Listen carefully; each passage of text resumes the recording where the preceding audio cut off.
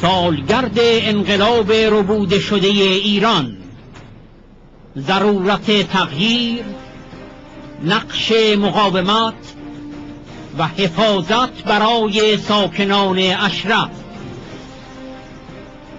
کنفرانس بین المللی در پاریس با حضور رئیس جمهور برگزیده مقاومت 22 بهمن 1390 11 فوریه 2012.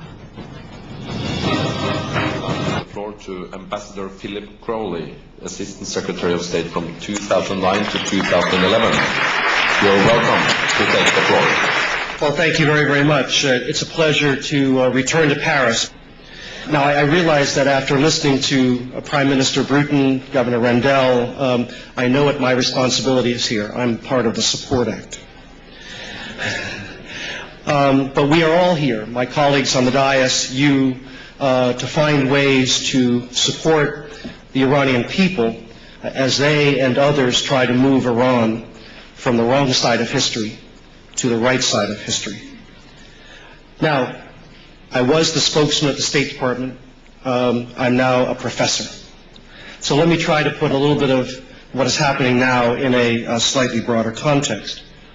The vexing problem of Iran is the most difficult, complex, and arguably over the next several years, the most consequential regional security issue the world faces today. What is going to be the future of Iran? How does it answer questions to the international community about its nuclear programs? Now, depending on the choices that Iran makes, how will the region respond? What does it mean for countries like the United States, other countries here in Europe and around the world, and our political, economic, and security interests? Now, as many have said before, we have watched over the past year the remarkable transformation that is underway in the Middle East. Now, while working at the State Department, we all knew that this moment would happen where repressive regimes in the region would begin to crumble, given the hopes, the aspirations, and the dynamism of the 21st century. My view always has been that the awakening that we are seeing now began in Iran in 2009.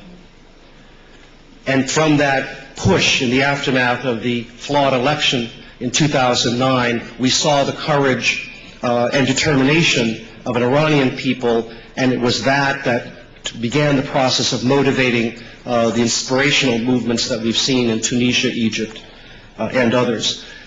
Now, I think we can be confident that change will come to Iran.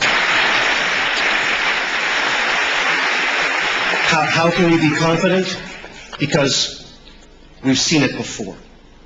My wife and I had the honor of serving here in Europe in 1989 when the Berlin Wall opened.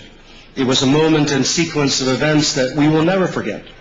Seeing today, where Bashar al-Assad, supported by the regime in Tehran, has turned its weapons on its own people and continues to deny them their rights and aspirations.